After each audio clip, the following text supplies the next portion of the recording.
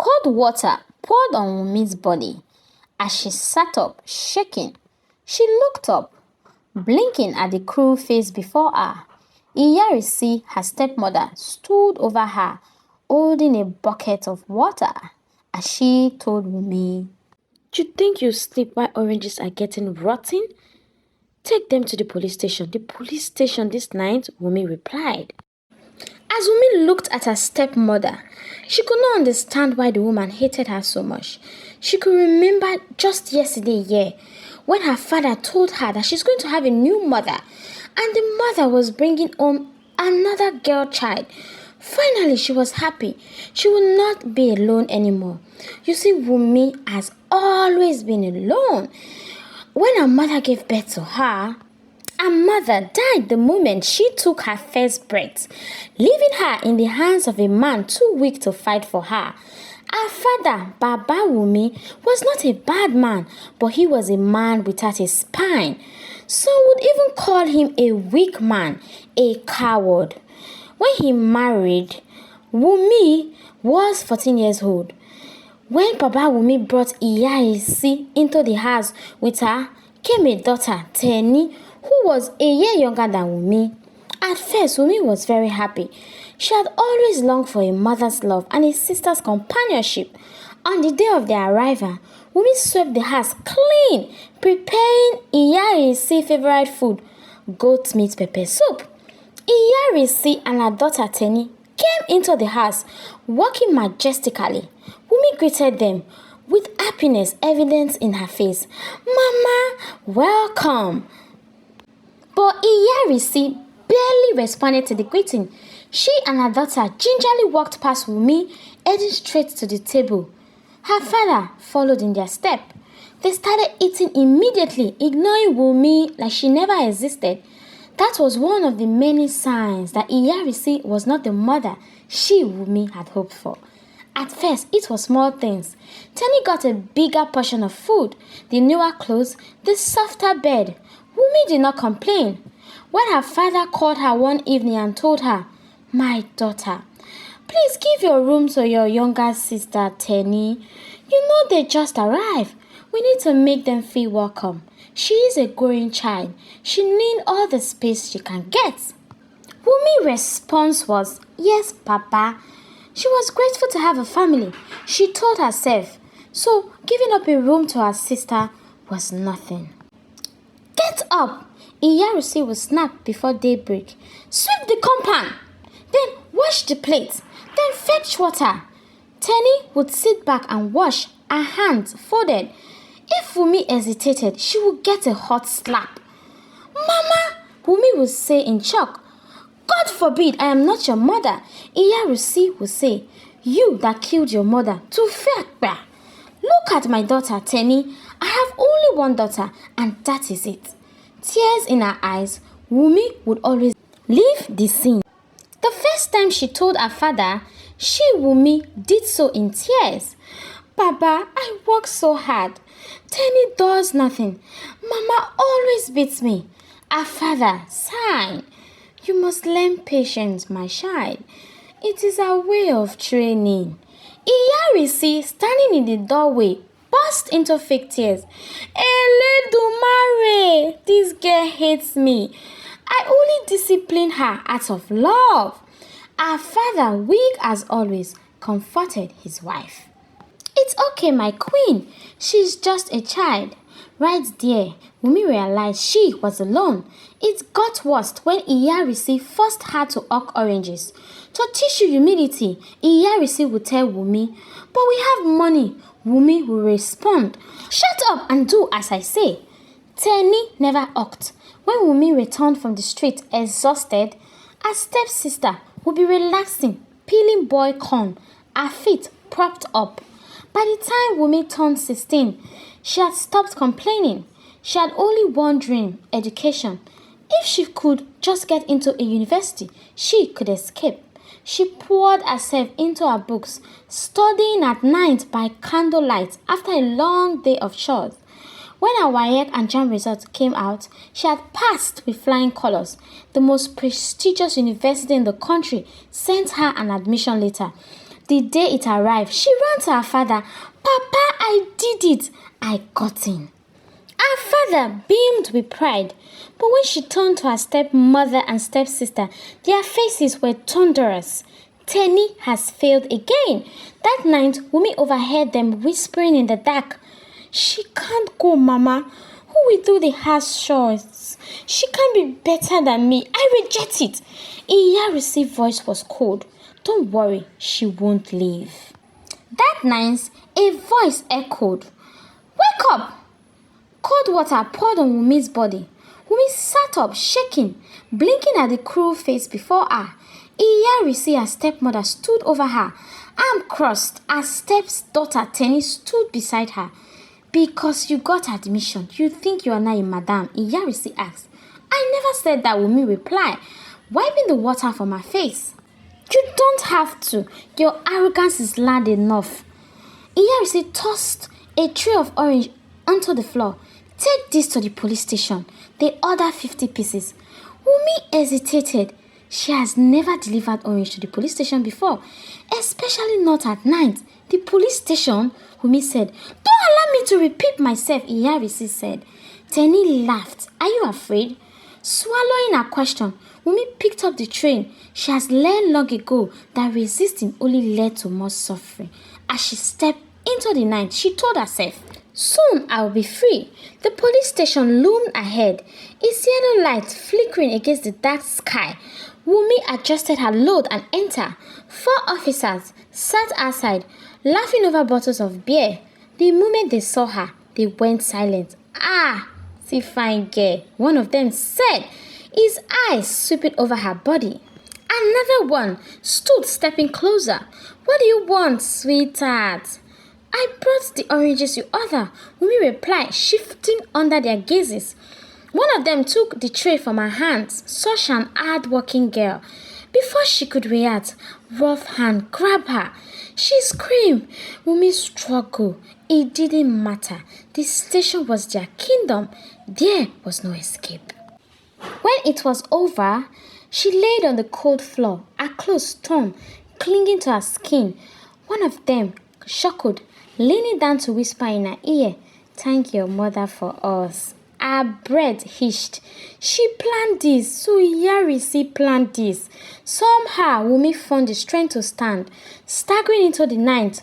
When she got home, she bathed until her skin burned. The next morning, she told her father, tears streaming down her face. Iyarisi stood beside him, hands folded. Lies, she whispered. She has started sleeping around and now she wants to blame me. You know me, my husband. I will never send even a goat outside from their shade in the night time. Talk more of my own daughter. Ah, Wumi. Her father looked at Wumi, disappointment in her eyes. Papa, I'm telling the truth. Iyarisi let out a dramatic sob. I have only loved her as my own, Papa. How can she accuse me of something so evil? Her father shouted, Wumi, stop this! You will not tarnish this family name. That night, Iyarisi found Wumi sitting in the kitchen, staring blankly at the wall. She leaned down and whispered, you will get pregnant and you won't even know the father. Your father will disown you. She was right. When Wumi's stomach swelled, she did her best to hide it. She wore big dirty gown to conceal her growing tummy while she ate orange from morning to night. Her stepmother pretended not to notice, and Wumi was grateful for it. She knew as long as her stepmother didn't say anything, her weak-willed father wouldn't either. Maybe she wasn't all that bad, Wumi thought to herself, but she didn't know that the worst was yet to come. In the 9th month of her pregnancy, while Wumi was sleeping, she awoke to hot water on her body. She screamed in pain, and in front of her stood Tenny, Iyarisi, and her own father. Stupid girl, Iyarisi said. You think we don't know you are pregnant? Get up! You will not give birth in this house. Wumi, still in shock, looked at her father, tears of a broken heart in her face. Papa, Mama, what did I ever do to you? I slaved for you, selling oranges under the hot sun. under the rain. And while selling the same oranges, I got raped and now pregnant.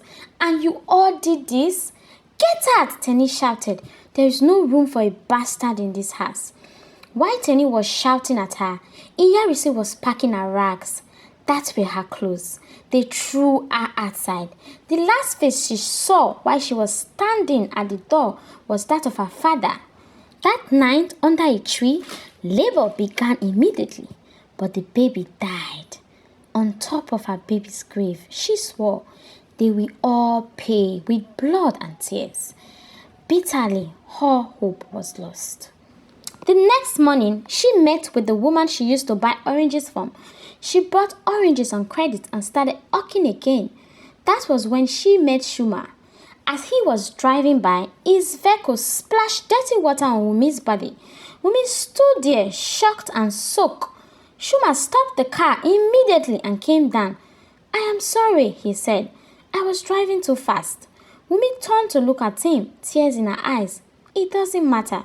It is what I deserve. After all, life has been wicked to me. Shuma was stunned by her response. What is your name? He asked. My name is Wumi, she replied. But I want to be called bitter because life has been bitter to me. Please, allow me to get you warm clothes and food. I will buy everything in your tray, Shuma said, kindness in his eye. He saw something in her that she couldn't see in herself. He took Wumi to a restaurant and ordered hot pepper soup.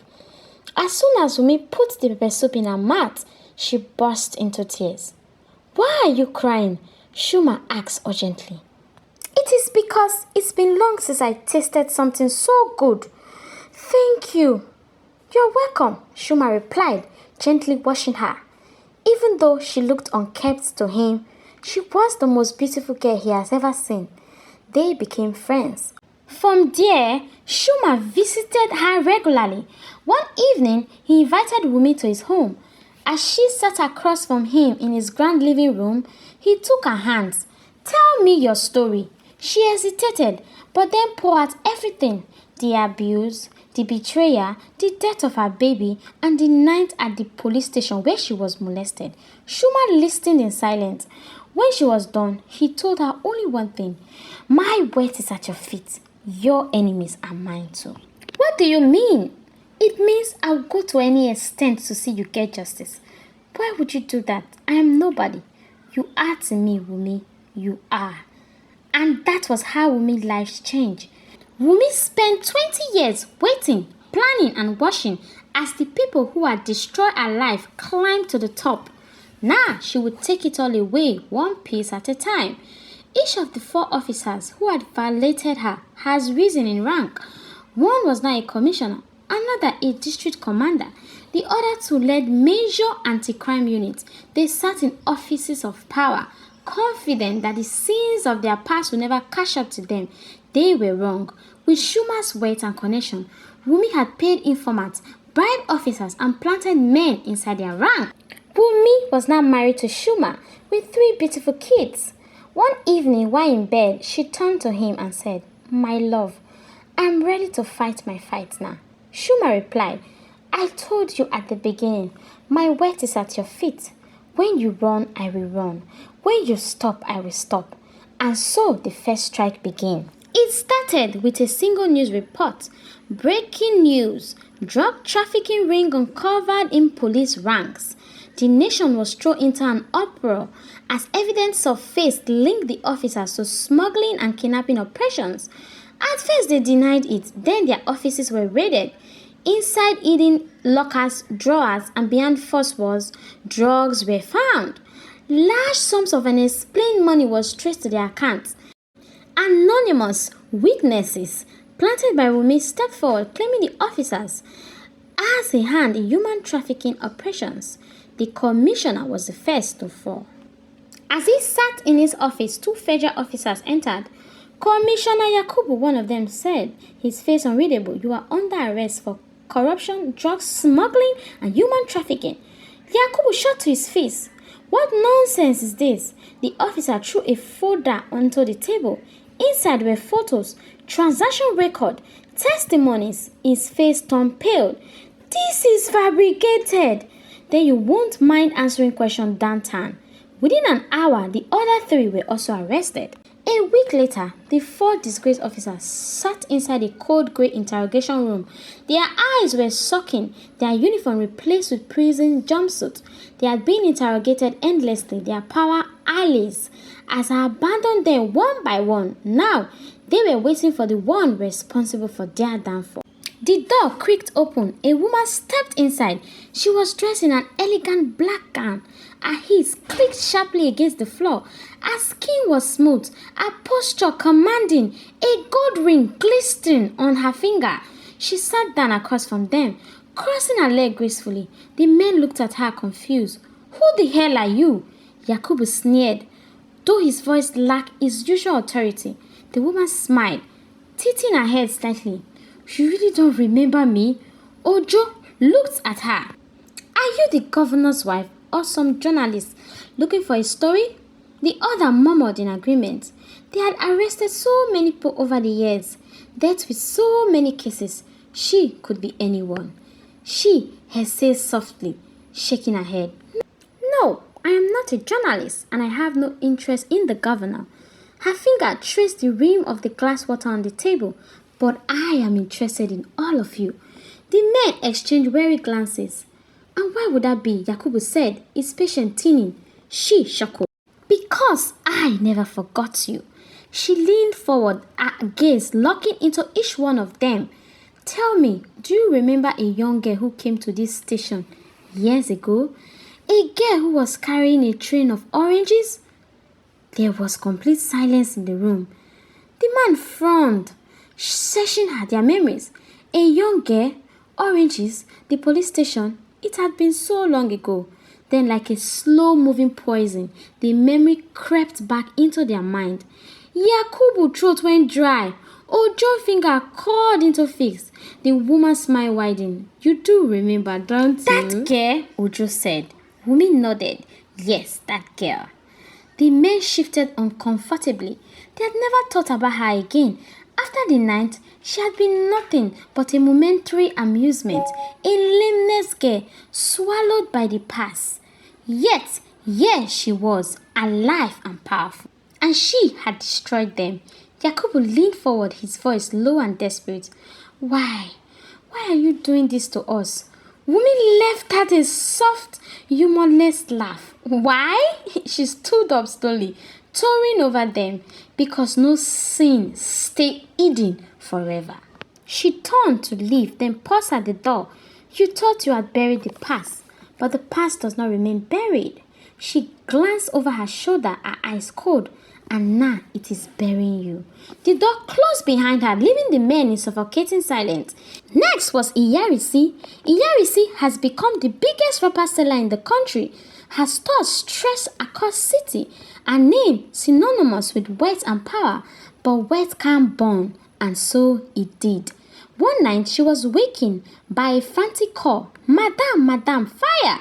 She barely heard the word before she raised her side, only to see an empire in flames.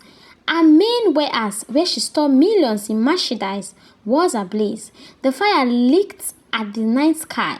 She screamed, my goods, my goods! Workers ran in vain trying to save what they could. By dawn, there was nothing left but ash. She stumbled to her office, chest shaking. It wasn't possible. It couldn't be. Then her phone buzzed. A message. I have only just begun. Her hands shook as she read the words. It was a nightmare come alive. Then it was Tenny's turn. Tenny had married well. Her husband, a powerful politician, was on the verge of winning a governorship election. She lived in luxury, adored by society. Then one evening, a video leaked. Tenny sprawled on the hotel bed, tangled with another politician, her husband rival. The internet exploded. Live news channel played the tape over and over again. Social media devoured it like wildfire.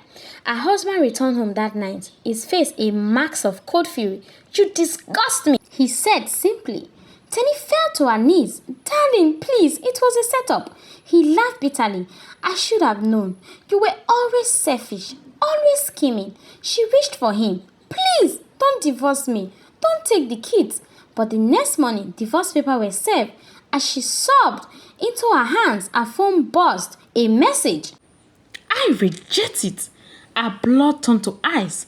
Her own words, what she had spat at Wumi years ago when Wumi had gotten admission, the ground beneath her seemed to crack open.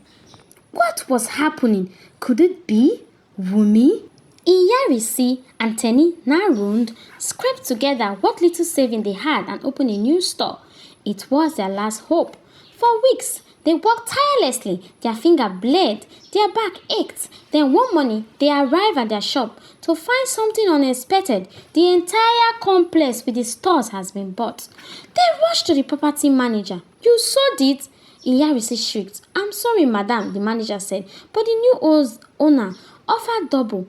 Business is business. Tenny hand trembled. Who bought it? The manager hesitated. I don't think you should ask. Iyarisi grabbed him by the collar. Tell me! He sighed. Okay, it's Wumi Odin. Silence. Tenny stumbled back as if struck. Iyarisi's breath came in shallow gasps. The name rang like a death bell. The next day, Iyarisi stormed into a grand office, dragging Tenny behind her. The receptionist didn't stop them. She was expecting them. They were led into a large room where a woman sat behind a massive desk, leg crossed, a cup of tea in her hand. Iyarisi stopped in her track. Tenny let at a gasp. Wumi, Iyarisi said. Wumi sat her tea down and smiled, surprised. Iyarisi dropped to her knees. Please, we have lost everything. At least compensate us. Wumi chuckled, standing to her full height. Compensate you? She walked to the window, looking at the sky. You expect my husband money to save you? Iyarisi mouth open and closed. Your husband? Yes. Shuma, he's one of the richest oil tycoon in the world. Tenny lip trembled. How could you? Wumi turned, her eyes shining. Thank God you are not God. Otherwise, nothing good would have come out of my life. Iyarisi sobbed. Wumi, please. I suffered too. Wumi's smiles faded. You suffered? No. You enjoyed my suffering. You laughed at my pain. But guess what? She leaned in, her voice dropping to a whisper. I have the last laugh. At that moment, the doors burst open. Police officers stormed in. Iyarisi and Tenny were arrested for drug trafficking. Iyarisi trashed. This was a mistake, I swear. Tenny screamed as she was dragged away. Wumi stood at the doorway watching, the same way they had once watched her suffer all those years ago. Wumi walked slowly, each step heavy. She wore a long, simple gown that brushed the head. A gold bracelet peeking from under her sleeve. No bodyguards, no chauffeur, just her and her pain. She stepped through the narrow corridor, pausing at the doorway of the last room on the left. The air was thick. It smelled of medicine, unwashed skin, and damp rag. Inside, her father lay on a tin mattress on the floor. Her father turned his head slowly, his good eye blinking in surprise, his lips shaking as if trying to form a name. Wumi, he whispered, voice cracking like dry leaves. Wumi didn't speak. She stepped inside and opened the window, fresh air poured in. She walked over and picked up a bowl of pap, emptied it outside, and came back to sit. She looked at him, the man, her father eyes filled with tears when she was a child, who kissed her forehead when she had fever, who once called her sunshine. And yet, this same man turned her away when she needed him most. She nodded slowly. I came. Her lip trembled again. A tear rolled down the side of his cheek. I didn't protect you. I failed you. His voice broke. I believe her lies. I didn't fight for you. I left you alone. In the world, in your pain. He sobbed now, his body shaking gently. Yes, Papa, you did. Silence filled the room. The only sound was the buzzing of flies and the ticking of the old wall clock. When I told you I was hurt, Wumi said, you told me to be patient, Baba. When I came home bleeding, Baba, you called me liar. You washed, then threw me out like a trash and said nothing. Her voice didn't rise. It was low and steady, painfully steady. Her father cried openly, trying to wipe his tears with his trembling hands. I thought I was doing the right things. I was afraid I didn't know. Wumi stood up. She walked to the nearby bucket and poured water into a bowl. She took a clean towel from her handbag and returned to his side. She gently wiped his face. He flinched, as if ashamed of being touched by her. I have been in this room for 3 years, he whispered. Nobody comes, not even the neighbors. I can't walk. I can't even go outside. The nurses stopped coming. Tenny is in prison. Iyarisi has disappeared. Everything is gone. Wumi nodded quietly. Actions have consequence, Baba.